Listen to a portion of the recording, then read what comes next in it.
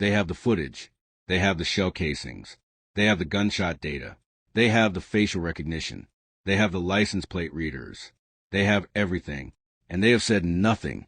Detroit police spent $7 million on a gunshot detection system called ShotSpotter that automatically triggered Priority 1 response, their highest emergency level, the moment shots fired on Schaefer Highway at 4:30 in the morning on February 28, 2026. That means officers were dispatched before anyone even called 911. That means the Real-Time Crime Center, a 9,000-square-foot command facility monitoring hundreds of high-definition cameras across the city simultaneously, was already watching when Michael Brown was shot and left dying alone across the street from Suite 100 Bar and Venue. Detroit also has Project Greenlight, over 700 businesses across the city connected directly to police headquarters through cameras that stream live footage around the clock. Each participating location is required to have a minimum of 4 cameras covering all public areas on and near the property. The footage feeds directly into the Real-Time Crime Center, where analysts sit in real time watching. And connected to all of that is facial recognition software capable of scanning up to 100 cameras simultaneously, matching faces against mug shots, driver's licenses, and social media profiles within minutes. Schaefer Highway is a commercial corridor. There are businesses on that street. There are cameras on that street. There are license plate readers operating across Detroit's west side. ShotSpotter heard the gunfire. Officers responded.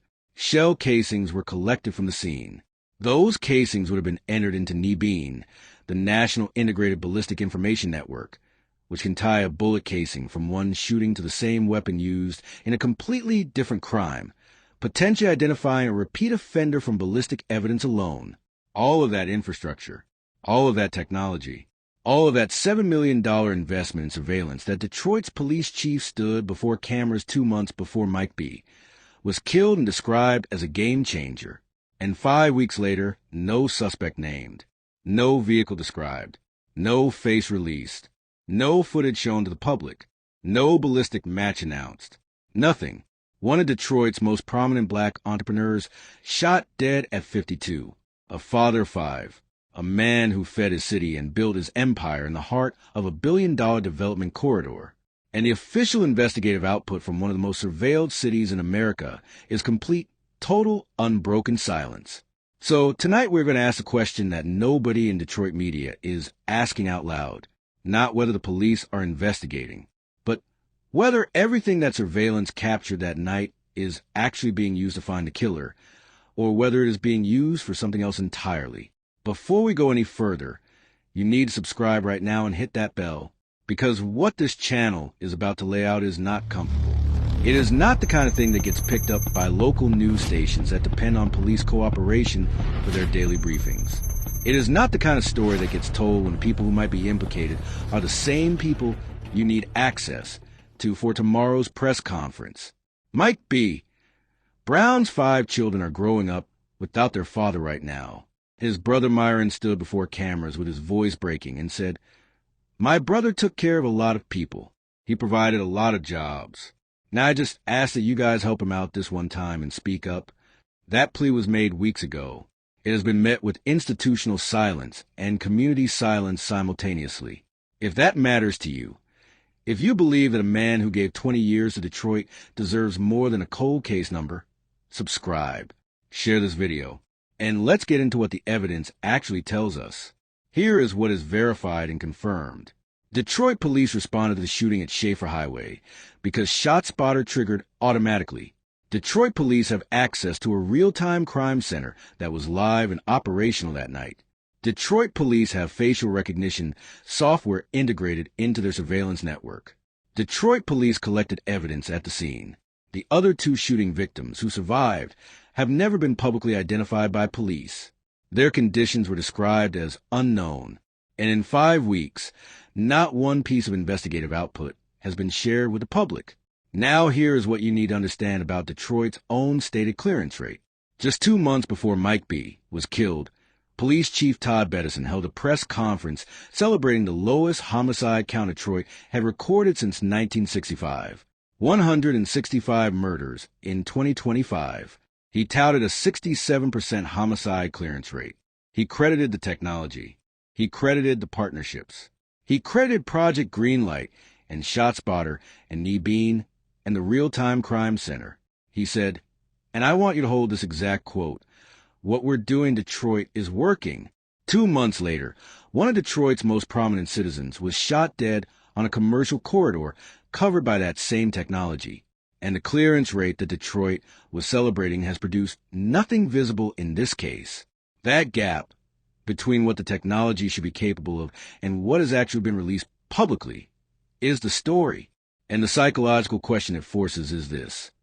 In a city with this much surveillance infrastructure, silence is not the same as having nothing. Silence is a choice, and choices have reasons. Let's talk about what ShotSpotter actually does when it activates, because this is where the cover-up angle, and I want to be clear, we are framing this as a possibility, not a certainty, starts to take a very specific shape. When ShotSpotter detects gunfire, it does not just send an alert. It records the acoustic data. It triangulates the precise location. It identifies how many shots were fired and in what direction. It tells responding officers before they arrive exactly what they are walking into, and all of that data is logged permanently. It becomes part of the investigative record. Detroit Police's own deputy chief described how Nebeen works in the context of a shooting like this one, when shell casings are collected from the scene, and they would have been collected because officers were dispatched immediately. Those casings are entered into the ballistic database within 24 to 48 hours. The system then searches for matching casings from other crimes. If the weapon used to kill Mike B. Brown has been used in any other shooting anywhere in the Nebeen network, investigators would know. They would potentially already have a history of that gun. They might already know who has been linked to it in prior cases. That is not speculation. That is how the system is described by Detroit police themselves. And yet, no ballistic match has been announced. No gun history referenced. No prior connection to other crimes mentioned. In a case involving a man of Mike B.'s profile, someone whose death triggered community outrage, press conferences, city council hearings about after-hours establishments, and a GoFundMe for his children, the investigative silence is so complete that it has its own weight. Here is the other layer that makes this specific case even more troubling. Detroit's Board of Police Commissioners, the civilian oversight body responsible for supervising the police department, has publicly admitted they cannot fully oversee the surveillance technology being used.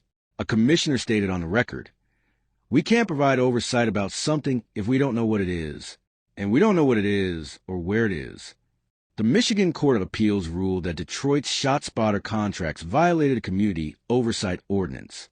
The city was found to have repeatedly violated requirements for public transparency about how the technology works.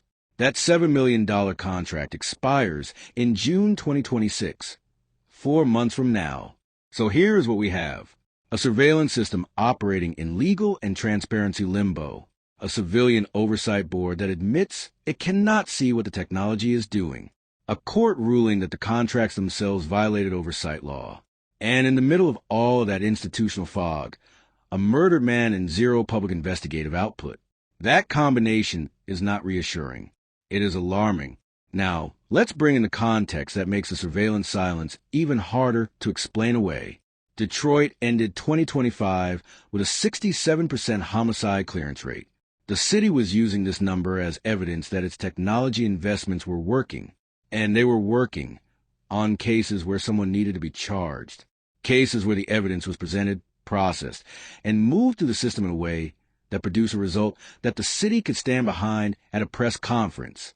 But here is what that same investigation also found.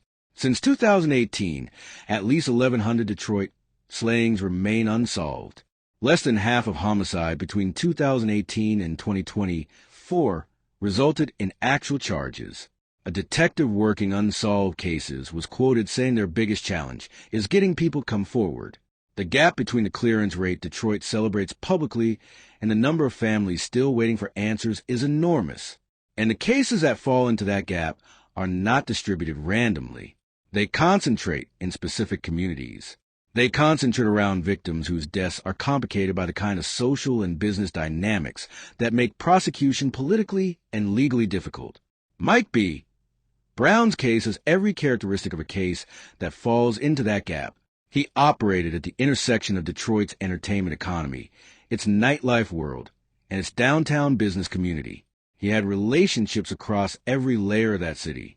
A case involving his death potentially touches people in places that an active prosecution could expose in ways that extend far beyond one shooting outside one bar. And when a case touches the wrong people, when following the evidence leads somewhere that creates complications, the pace of public disclosure slows and then stops. We are not saying that is what happened here. We are saying that is a documented pattern in urban homicide investigations. And the specific combination of factors in this case, the surveillance technology that should have produced leads, the complete absence of any public output from that technology, the profile of the victim, and the political and economic context of the corridor where he was building his empire, that combination demands a more aggressive public accounting than this investigation has received. His brother Myron mentioned something in his public plea that almost nobody has examined carefully. He said their father died when Myron was 1 year old and Mike B. was 5. And then he mentioned their oldest brother, who was 10 years old at that time. There are 3 brothers, and the oldest one, the one who would have been the first to step into a fatherly role in that household, the one who has the longest history with Mike B., the one who would know more about his life and his world than almost anyone, has said nothing publicly, not one statement, not one tribute, not one appearance on camera. In a case where Mike B., S. younger brother Myron, has been the public face of the family's grief, the oldest brother's complete absence in the public record is a detail that sits quietly in this story like a door nobody has opened. We are not accusing anyone of anything. We are noting what is there, and what is not. Here is where the cover-up framing, and again, we are presenting this as a lens, not a conclusion, becomes genuinely difficult to dismiss. Detroit police touted 2,932 investigative leads created through Kneebean in 2025 alone. 2,932. They also reported 6,235 guns recovered across the city that same year. They celebrated 253 arrests directly attributed to ShotSpotter alerts. They described the real-time crime center as the nervous system of their crime-fighting operation, always on, always watching, always feeding data into investigations. Now ask yourself a very simple question. If that system generated nearly 3,000 investigative leads in a single year, what did it generate on the night that Michael Brown was shot at 4:30 in the morning on a commercial corridor with cameras running and ShotSpotter active and officers already responding? The answer to that question exists. It is sitting in the records of the Detroit Police Department's real-time crime center right now. It was logged automatically by systems that do not have opinions about who gets justice and who doesn't. The cameras either capture a face or they didn't. The license plate readers either logged a vehicle or they didn't. The ballistic casings either matched a known gun or they didn't. The facial recognition either produced a candidate or it didn't. Detroit police have not said which of those things happened. They have not said the cameras produced nothing. They have not said the facial recognition returned no matches. They have not said the Kneebean search came back empty. They have said nothing. And that specific silence, not the absence of evidence, but the absence of any statement about the evidence, is a different thing entirely. It means we do not know what was found.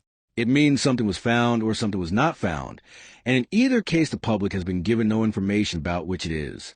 The family launched a GoFundMe through the maintenance bar called Lifted in Love, a community initiative aimed at supporting Mike B. S. children directly, their education, their everyday needs.